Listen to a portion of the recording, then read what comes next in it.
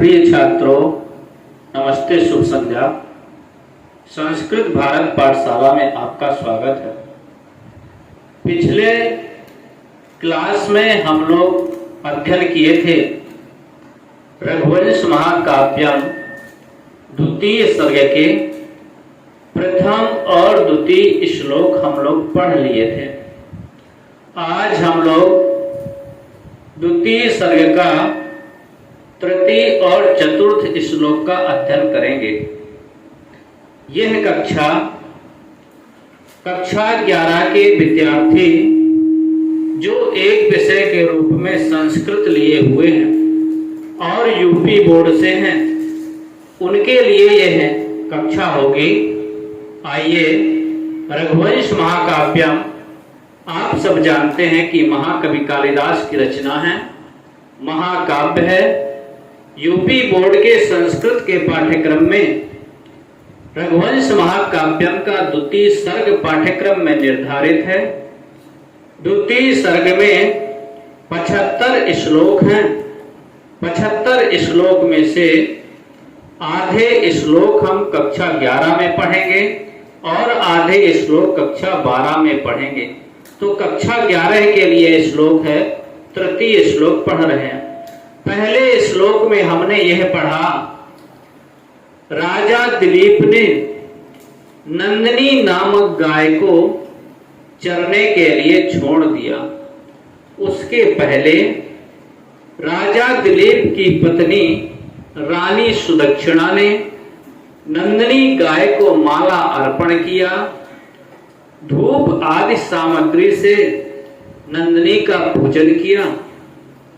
और द्वितीय श्लोक में हम पढ़े थे कि जिस मार्ग से नंदिनी नामक गाय जा रही थी, उसी मार्ग का अनुसरण रानी सुदक्षिणा ने किया। कालिदास लिख रहे हैं कि रानी सुदक्षिणा ने नंदिनी के मार्ग का इस प्रकार से अनुसरण किया जिस प्रकार से स्मृतियां वेदों का अनुसरण करती हैं।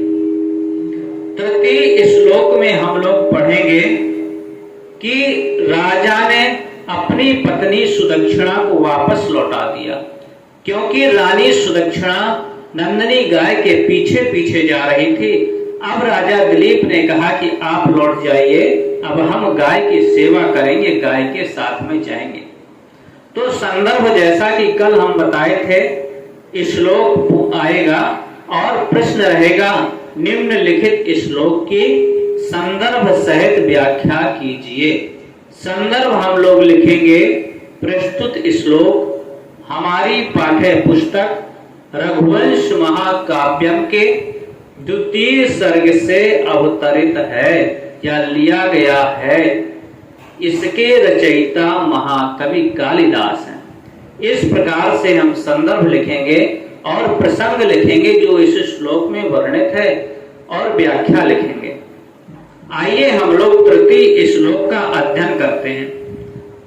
तो छंद की तरह उपजाति छंद है, उसका पहले वाचन करेंगे, फिर अर्थ जानेंगे इस अर्थ में क्या वर्णित है। तो आप लोग जब वीडियो देखें तो किताब अपने सामने रखें, द्वितीय सर्ग पढ़ते हैं। 105 पेज नंबर है, राजीव प्रकाशन की पुस्तक है। निवर्त राजा दैताम दयालु ताम सौरभेयीं सुरभि यशोभि पयोधरी भूत चतुः समुद्राम जुगोप गोरूप धरामि उर्मि। फिर से पढ़ेंगे, निवर्त राजा दैताम दयालु ताम सौरभेयीं सुरभि यशोभि पयोधरी भूत चतुः समुद्राम जुगोप गोरूप धरामि उर्मि पयोधरी भूत चतुः समुद्राम जुगोप गोरूप धरामि भूर्मि। निवर्त राजा दयितां दयालु तां शौरभेयीं सुरभियशोभि पयोधरीभूत चतुः समुद्रां जुगोप गोरूप धरामिवूर्मि। निवर्त राजा दयितां दयालु तां शौरभेयीं सुरभि यशोभि पयोधरी भूत चतुः समुद्रां जुगोप गोरूप धराम इवुर्मि। राजा, राजा माने होता है राजा, निवर्त माने लौटा दिया। आपने पिछले द्वितीय श्लोक में पढ़ा है तस्याखुरन्यास पवित्र पांसुम अपांसुलानां धुर कीर्तनीया मार्गम मनुस्वेश्वर धर्म पत्नी श्रुतेरिवार्थम स्मृतिरनुगच्छत्। यानी नंदिनी के मार्ग का अनुसरण कर रही थी कौन? रानी सुदक्षिणा नंदिनी के पीछे पीछे जा रही थी। तो तृतीय श्लोक में पढ़ेंगे निवर्त राजा दयिताम, राजा ने दयिता को लौटा दिया। निवर्त माने लौटा दिया, राजा माने राजा, दयिताम माने पत्नी। दयिताम अर्थात जिस पर दया की जाए, जिस पर कृपा की जाए, जिस पर प्रेम किया जाए उसको कहते हैं दयिता। दयिता माने होती पत्नी। तो राजा दिलीप की पत्नी कौन है? रानी सुदक्षिणा। और रानी सुदक्षिणा को क्या किया? लौटा दिया। किसने लौटा दिया? राजा दिलीप ने। नंदिनी मार्ग के पीछे पीछे रानी सुदक्षिणा जा रही है तो राजा दिलीप ने रानी को कहा आप लौट जाइए। राजा का विशेषण दिया दयालु। दयालु राजा ने रानी सुदक्षिणा को लौटा दिया। और आगे क्या लिख रहे कालिदास? ताम शौरभेयीं सुरभि यशोभि। ताम माने उसको, उसको किसको? सौरभेयीं। सुरभि नाम है कामधेनु का, सुरभि की पुत्री है इसलिए नंदिनी का नाम पड़ा सौरभेयी। तो उस सौरभेयी को उस नंदिनी की जुगोप, जुगोप माने रक्षा करना, जुगोप माने रक्षा करना। रानी सुदक्षिणा को राजा दिलीप ने लौटा दिया और नंदिनी उस सौरभेयी की राजा दिलीप ने रक्षा की। इसके बाद तृतीय लाइन में देखेंगे अब नंदिनी का विशेषण बता रहे हैं, सौरभीम का विशेषण बता रहे हैं। विशेष और विशेषण में जिस विभक्ति में विशेष होता है उसी विभक्ति में विशेषण भी होता है। सौरभेयीं विशेष पद है और पयोधरी भूत चतुः समुद्राम यह सौरभेयीं का विशेषण है।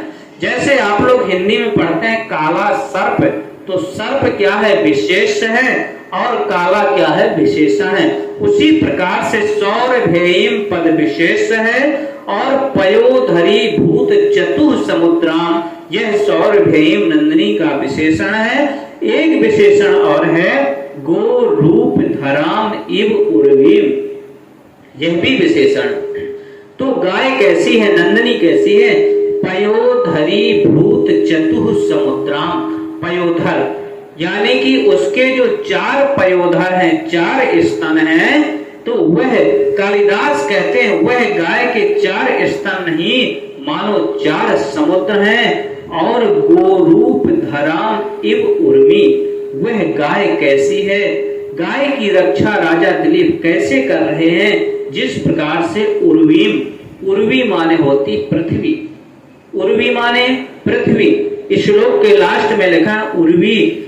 राजा क्या करते हैं? राजा पृथ्वी की रक्षा करते हैं, इसलिए राजा का एक नाम है महीपति। क्या नाम है? महीपति। तो राजा दिलीप इसके पहले क्या करते थे? पृथ्वी की रक्षा करते थे, पृथ्वी पर शासन करते थे। अब राजा दिलीप गाय की सेवा कर रहे हैं, गाय की रक्षा कर रहे हैं। कालिदास लिखते हैं उर्वीम, उर्वी की तरह नंदिनी की रक्षा की किसने? राजा दिलीप ने। गाय का विशेषण बताया पयोधरी भूत चतुः समुद्राम, यानी कि नंदिनी के जो 4 पयोधर है, 4 स्तन है, वह कैसे है? मानो 4 समुद्रों, क्योंकि पृथ्वी में 4 समुद्र माने जाते हैं, यानी 4 समुद्रों के समान बताया पयोधरों को। और गो रूप धराम इव उर्मी, मानो वह गो के रूप में, नंदिनी गौ के रूप में, धरा माने धारण किए हुए है, इव माने समान, उर्वी माने पृथ्वी की तरह। मानो नंदिनी पृथ्वी का रूप धारण किए हुए है, तो उस पृथ्वी के समान रूप धारण करने वाली नंदिनी की रक्षा की किसने? राजा दिलीप। अब इस प्रकार से समझेंगे, पूरा अर्थ जानेंगे। राजा दिलीप ने, दयालु राजा दिलीप ने रानी सुदक्षिणा को लौटाकर और उस सौरभेयम नंदिनी की जो 4 स्तनों को धारण किए हुए है, मानो 4 समुद्र हैं, और गो के रूप में, गो रूप धारण किए हुए मानो पृथ्वी के समान उस गाय की राजा दिलीप ने रक्षा की। इस प्रकार से अर्थ लिखेंगे हम परीक्षा में। फिर से समझेंगे। दयालु राजा दिलीप ने रानी सुदक्षिणा को लौटाकर उस सौरभेयम नंदिनी की मानो 4 पयोधर ही, मानो 4 पयोधर समुद्र हो, और वह गाय पृथ्वी का रूप धारण किए हुए है, पृथ्वी के समान रक्षा की राजा दिलीप ने। इस प्रकार से लिखेंगे। और सौरभेम सुरभीम यशोभी, तो राजा दिलीप के लिए कह रहे हैं सुरभि यशोभी, उसने अपने सुरभि माने सुगंध, यशोभी माने यश के द्वारा, राजा दिलीप ने अपने सुगंधित यश के द्वारा उस नंदिनी गाय की पृथ्वी के समान रक्षा की। फिर से समझ लेंगे। निवर्त माने लौटाकर, दैताम माने पत्नी को, राजा माने राजा दिलीप ने, दयालु राजा दिलीप ने रानी सुदक्षिणा को लौटाकर, ताम, यह ताम किसके लिए है? सौरभेयम के लिए, नंदिनी के लिए, और उस नंदिनी, उस सौरभेयम गाय की जुगोप रक्षा की। वह गाय कैसी है? पयोधरी भूत चतुः समुद्राम, मानो 4 समुद्र ही उसके पयोधर हो, और वह गाय गाय नहीं है। कालिदास लिखते हैं मानो गौ का रूप धारण किए हुए वह मानो पृथ्वी है। यानी कालिदास यह कहना चाहते हैं, जिस मन से, जितने मन से राजा दिलीप पृथ्वी की रक्षा करता था, उतने मन से ही राजा दिलीप ने नंदिनी गाय की रक्षा की। यह पूरे श्लोक का अर्थ हो गया। प्रसंग लिखेंगे। प्रस्तुत श्लोक महाकवि कालिदास द्वारा रचित रघुवंश महाकाव्यम के 2 सर्ग से अवतरित है। या इस प्रकार से लिखेंगे। प्रस्तुत श्लोक हमारी पाठ्य पुस्तक रघुवंश महाकाव्यम के 2 सर्ग से अवतरित है। इसके रचयिता महाकवि कालिदास हैं। प्रसंग लिखेंगे। इस श्लोक में राजा दिलीप ने सुदक्षिणा को लौटा दिया, या इस श्लोक में राजा दिलीप के द्वारा रानी सुदक्षिणा को लौटाने का वर्णन है। अर्थ लिखेंगे। दयालु राजा ने रानी सुदक्षिणा को लौटाकर नंदिनी की रक्षा की, और वह नंदिनी मानो उसके 4 पयोधर पृथ्वी के 4 समुद्र हों, और वह गाय नहीं, वह गौ के रूप में मानो पृथ्वी ही शरीर धारण किए हुए हो। इस प्रकार से अर्थ लिखेंगे। इतना समझ में आ गया। क्रियापद है जुगोप माने रक्षा की। अब इससे कुछ प्रश्न बनेंगे। किसने रानी को लौटा दिया? राजा ने रानी को लौटा दिया। राजा का नाम क्या है? दिलीप। रानी का नाम क्या है? सुदक्षिणा। सौरभेम किसका नाम है? नंदिनी का नाम है। सौरभेन किसकी पुत्री है? कामधेनु की पुत्री है। उर्वी पद का अर्थ क्या है? उर्वी पद का अर्थ पृथ्वी है। इसके बाद चौथा श्लोक देखेंगे। अब तृतीय श्लोक में राजा ने रानी को लौटा दिया।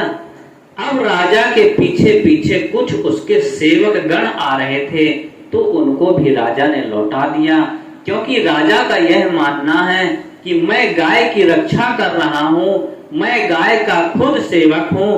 तो यदि सेवक के साथ में उसका सेवक जाएगा तो सेवा में विघ्न पड़ेगा, क्योंकि यदि राजा दिलीप आगे पढ़ेंगे कि राजा दिलीप उसकी मक्खियां भगाते हैं, राजा दिलीप उसके लिए घास काट करके डालते हैं, राजा दिलीप पानी पिलाते हैं। यदि राजा दिलीप के पास में कुछ सेवक गण होते तो राजा दिलीप को यह चारा काटने देते, राजा दिलीप को मक्खियां भगाने देते, सब काम नौकर ही करते, तो राजा को कोई फल नहीं मिलता। इसलिए राजा ने अब इस श्लोक में अपने सेवक गणों को भी लौटा दिया। इसका वर्णन,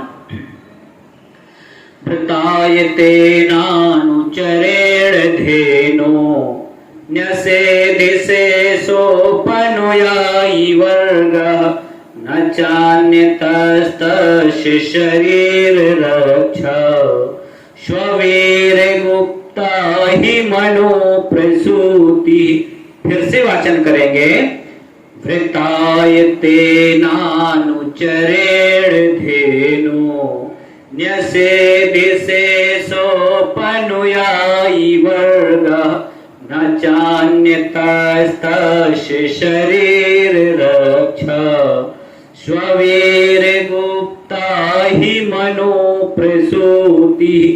वृताय, वृताय माने वृत धारण किए हुए हैं। कौन? राजा दिलीप।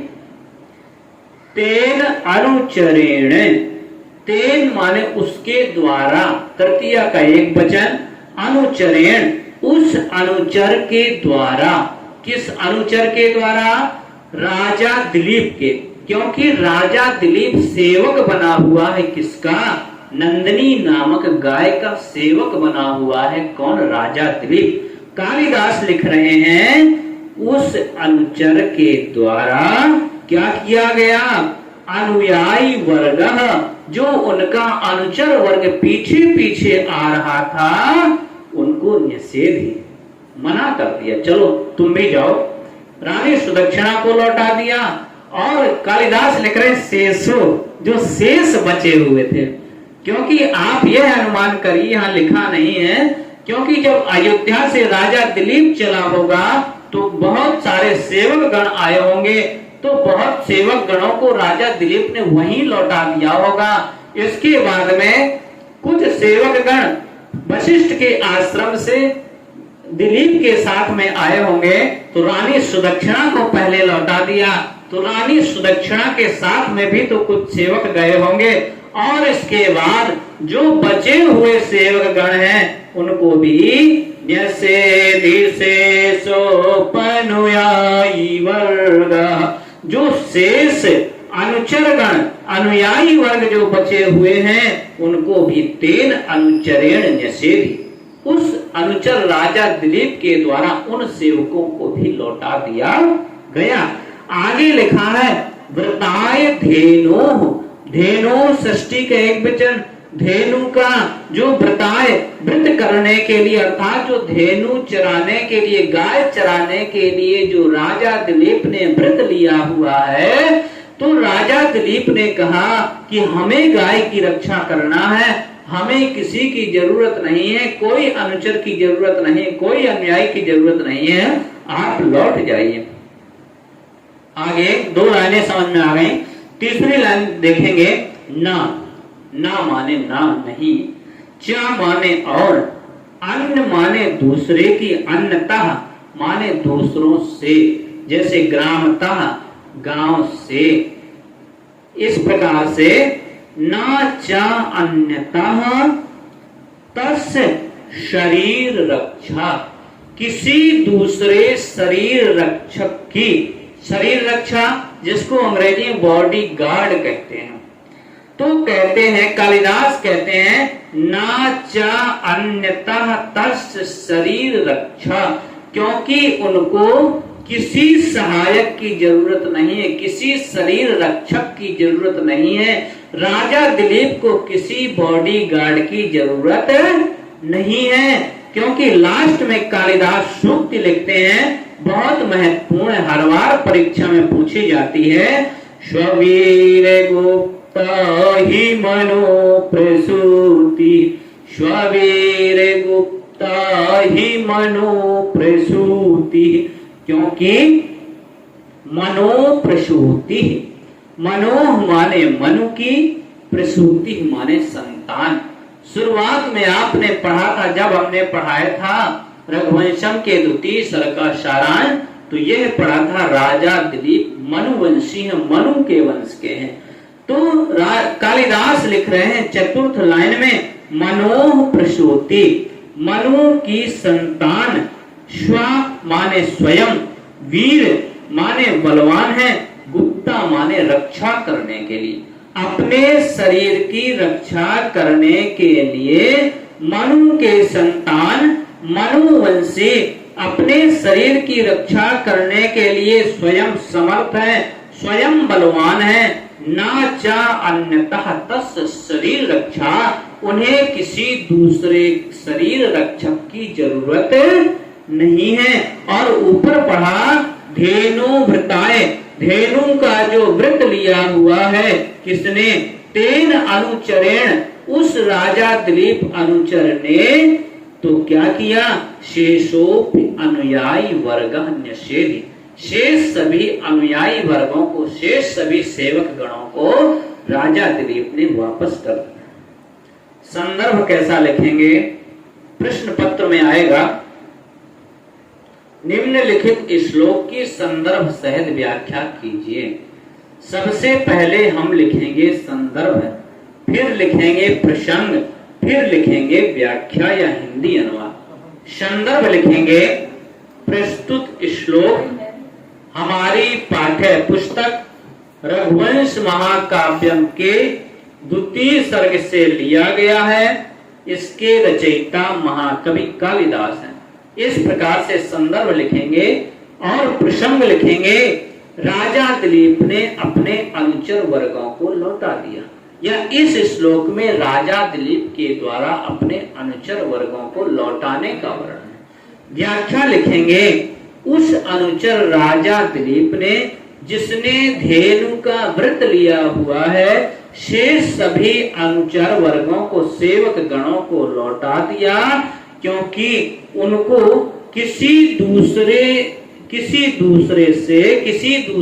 शरीर रक्षक से, किसी दूसरे शरीर, क्योंकि मनु के वंश में उत्पन्न, क्योंकि मनु की संतान को, मनु के वंशजों को किसी दूसरे से शरीर की रक्षा की आवश्यकता नहीं है। फिर से सुन लीजिए, उस अनुचर राजा दिलीप ने जिसने धेनु का व्रत लिया हुआ है, धेनु की रक्षा करने के लिए, सेवा करने के लिए व्रत लिया हुआ है, उसने शेष सभी सेवक गणों को लौटा दिया, क्योंकि मनु के वंश में उत्पन्न लोग अपनी रक्षा के लिए स्वयं समर्थ हैं, उन्हें किसी दूसरे शरीर रक्षक की आवश्यकता नहीं।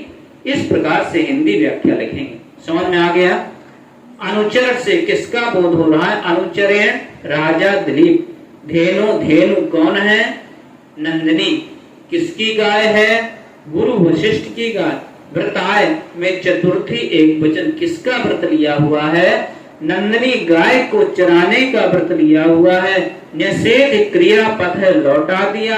शेष अपि अनुयायी वर्ग हमारे सेवक वर्ग को, न च अन्य तस् शरीर रक्षा, शरीर रक्षा माने शरीर की रक्षा करने वालों की, जिसको अंग्रेजी में बॉडी गार्ड कहते हैं। स्ववीर गुप्ता ही मनोप्रसूति, चौथी लाइन बहुत इंपॉर्टेंट है, यह सूक्ति बन गई। समझ में आ गया?